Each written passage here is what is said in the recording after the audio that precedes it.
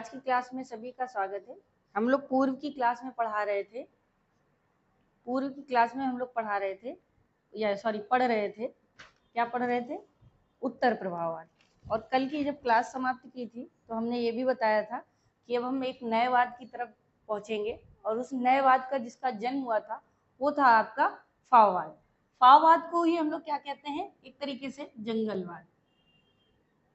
जंगलवाद कहने के पीछे यहाँ की कहीं ना कहीं धारणाएं थी, इसलिए इसे जंगलवाद भी कहा गया। इसका समय जो था, इसका समय 1900 से लेकर 1910 तक था। यानी अगर माने तो ये हम 20वीं शताब्दी में पहुंच चुके थे। तो इस वाद का जो जन्म हुआ था 20वीं शताब्दी 20वीं शताब्दी में कहाँ हुआ था? तो फ्रांस में हुआ था। ठीक है, तो 20वीं शताब्दी में फ्रांस में इसका जन्म हुआ और 1900 से लेकर 1910 का हम समय मानते हैं। फाव फ्रेंच भाषा का शब्द है, यानी जो ये फाव शब्द है, फाव। देखिए आज की क्लास में हम लोग बस खाली फाववाद की भूमिका पढ़ेंगे कि फाववाद है क्या। तो फाववाद जो है ये जो है फ्रेंच भाषा का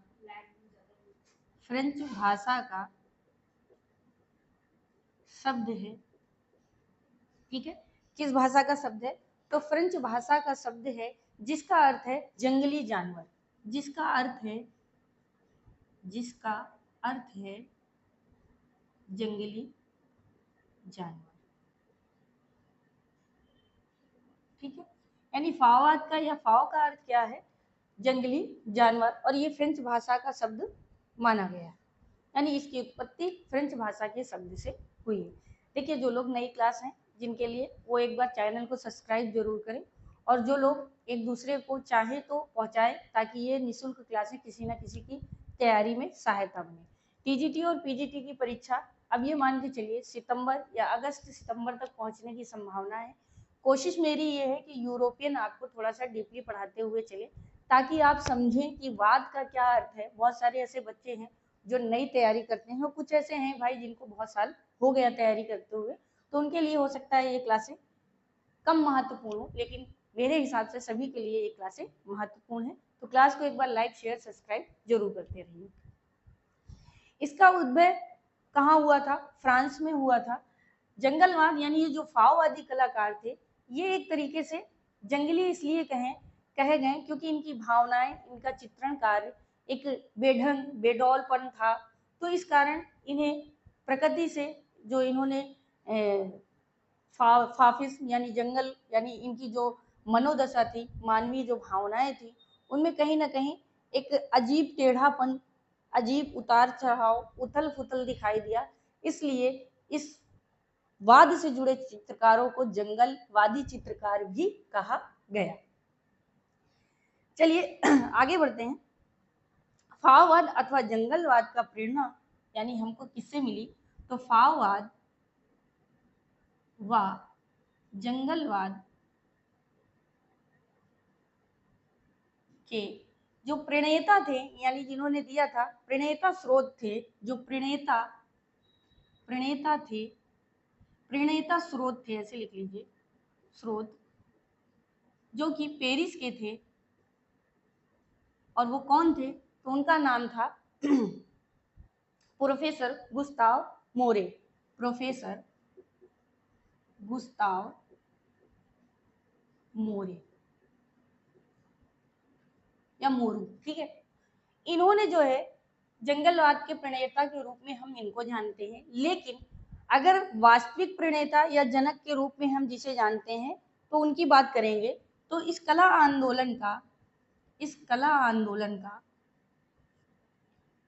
आंदोलन का वास्तविक, ठीक है, वास्तविक जनक प्रणेता,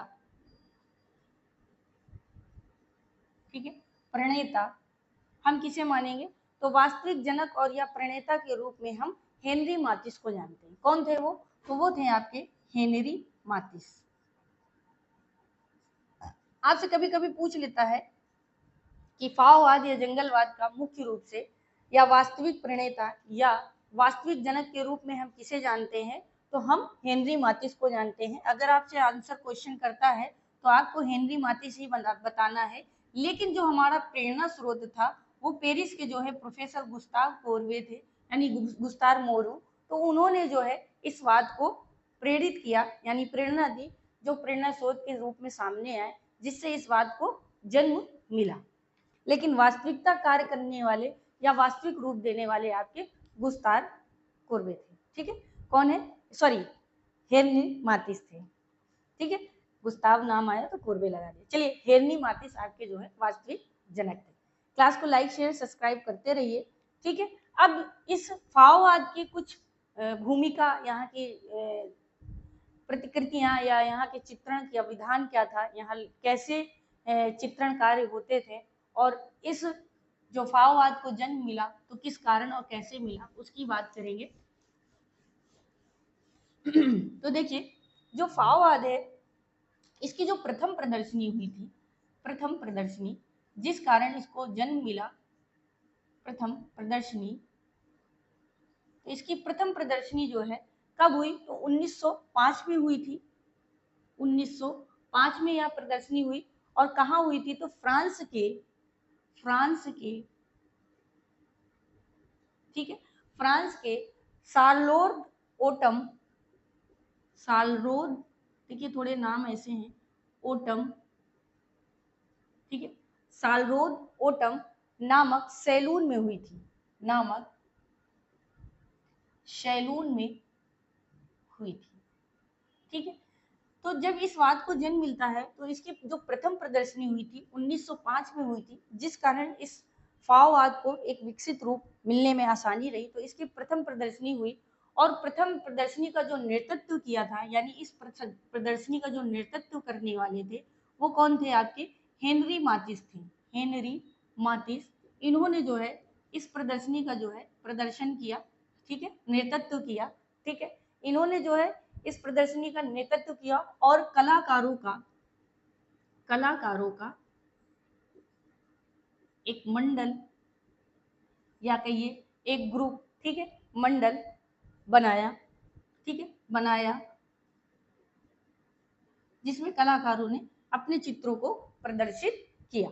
ठीक है, प्रदर्शनी के जिस कक्ष में, यानी ये जो एक कक्ष है, तो इस प्रदर्शनी के एक कक्ष है, कक्ष में जिसमें चित्रकारों ने अपने चित्रों की जो प्रदर्शनी की थी, यानी इस कक्ष में कलाकारों ने अपने चित्र रखे, है ना। प्रदर्शनी का मतलब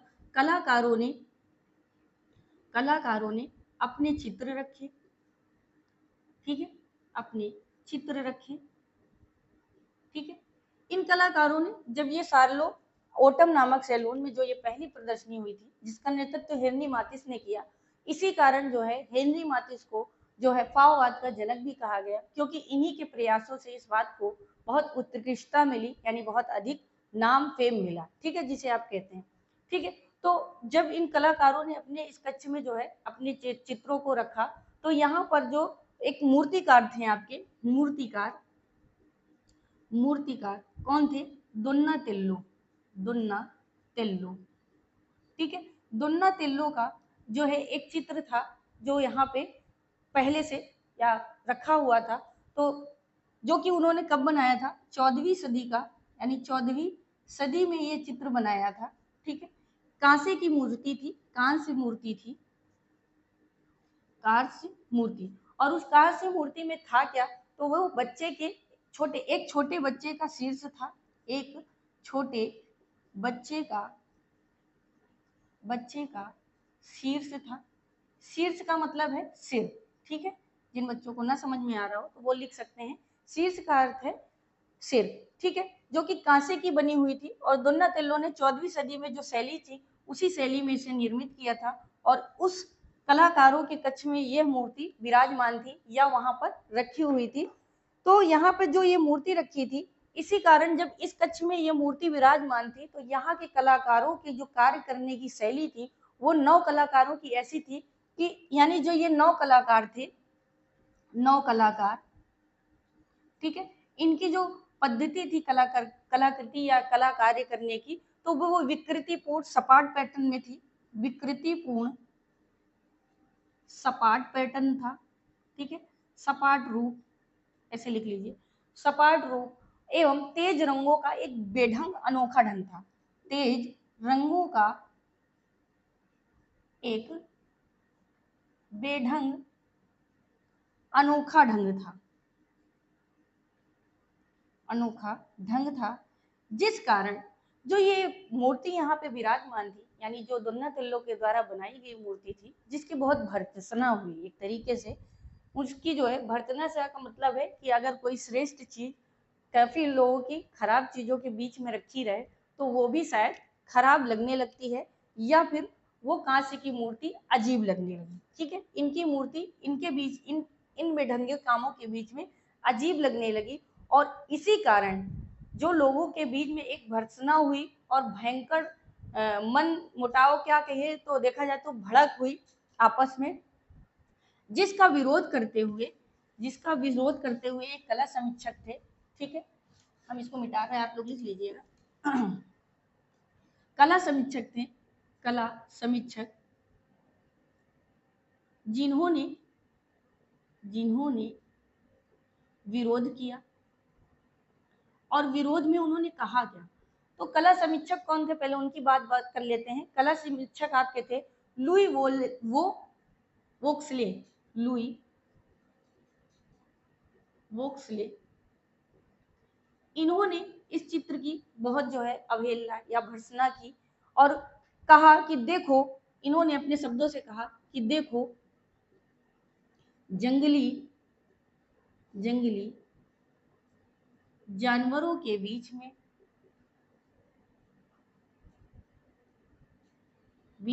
दोन्नातिल्लो,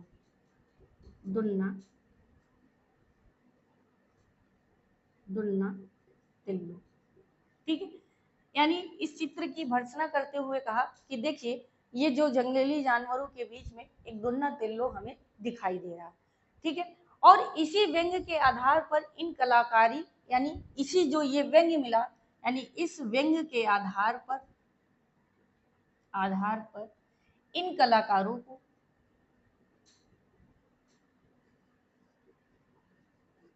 जंगली, ठीक है, इन कलाकारों को जंगली जानवर कहा गया। क्या कहा गया, जंगली जानवर कहा गया,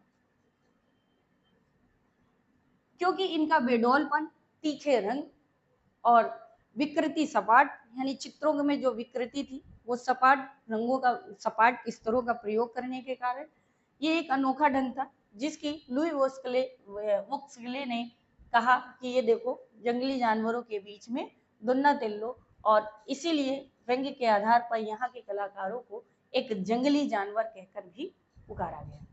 इसके बाद एक आपके समीक्षक और थे, जेबी हॉल। इन्होंने कहा कि जो यहाँ के लोग थे, यानी यहाँ के जो चित्रकार थे या यहाँ के जो कलाकार थे, वो दृष्टिपूर्ण, यानी दृष्टि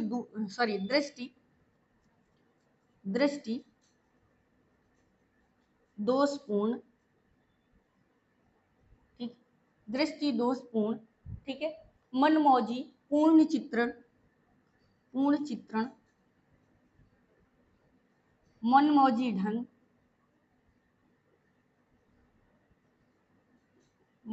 ढंग, ठीक है, और पागलपन को प्रस्तुत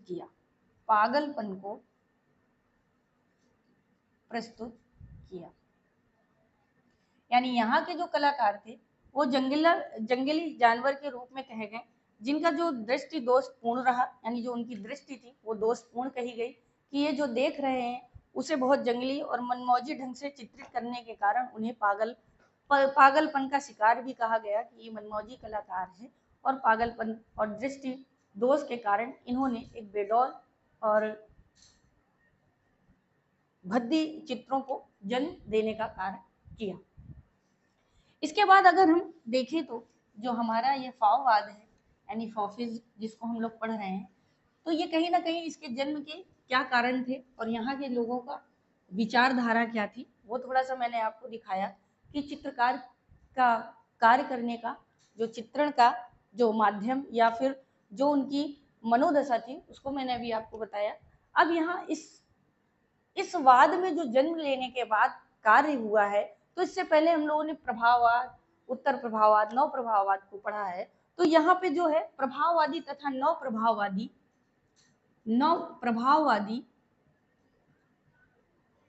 व नव प्रभाववादी, देखिए हम लिखते इसलिए चाहे तो बहुत शॉर्ट में कर दे, लिखने से चीजें बहुत याद होती हैं। आप लोग भी लेक्चर मेरा देखते हो तो एक बार लिखने का प्रयास जरूर करिए। अगर ये शॉर्ट फॉर्म में लिखा रहेगा तो बहुत छोटी बातों में किसी भी बात को आप आराम से समझ सकते हैं। ठीक है, कभी कभी आ जाता है कि फाववाद को और किस नाम से जानते हैं, तो फॉफिज्म के नाम से हम लोग जानते हैं, इस चीज को भी याद रखिएगा। ठीक है, प्रभाववादी व नव प्रभाववादी रंगों की तरलता आदिकाल से, रंगों की तरलता, ठीक है, रंगों की तरलता आदिम कला,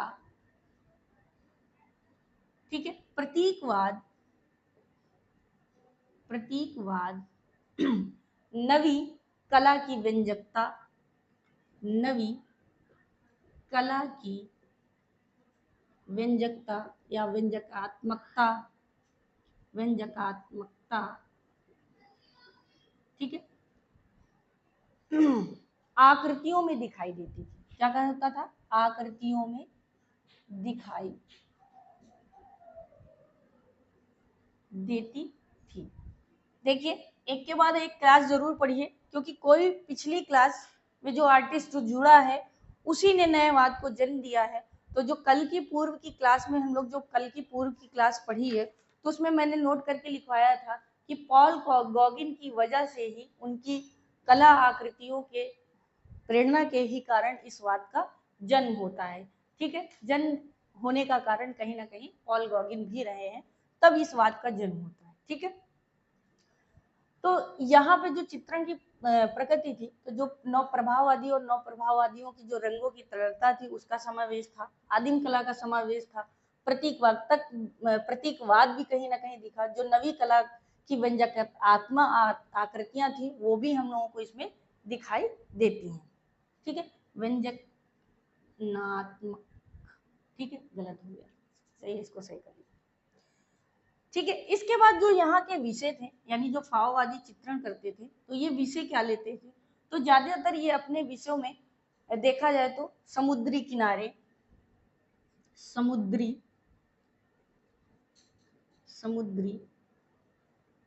किनारे, ठीक है, यानी समुद्र का किनारे का दृश्य, सार्वजनिक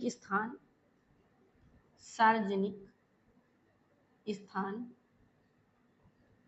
ठीक है, विषय क्या क्या होते थे इनके? समारोह व पर्यटन स्थल, समारोह या पर्यटन स्थल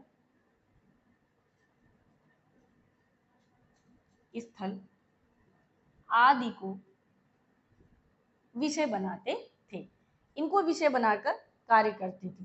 इसके बाद यहाँ के रंगों की बात करेंगे कि जो फाववादी कलाकार थे किस तरह के रंगों का प्रयोग करते थे। तो ये चमकीले रंगों को प्रयोग करते थे, चमकीले रंगों का प्रयोग व आकृतियों में गतिशीलता दिखाई गई या दिखाते थे। ठीक है,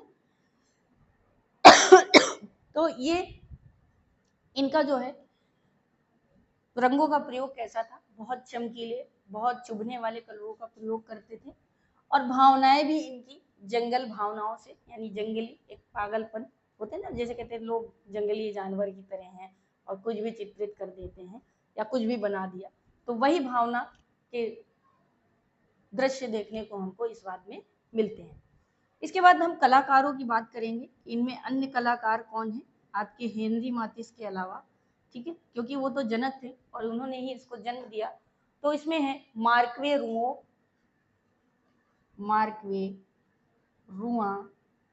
ठीक है, मार्के रुआ या ब्लामंक, ठीक है, ब्लामंक लिख लीजिए, ब्लामंक के बाद है फिश वॉन डोजेन, फिश वॉन डोजेन, ठीक। नेक्स्ट है आपके मागवा ब्ली, मागवा ब्ली, ठीक है, और वाल्टा आदि, वाल्टा आदि, ठीक है। ये थोड़े नाम लेने में थोड़ा सा अटपटा लगता है, लेकिन पढ़ना तो है ही।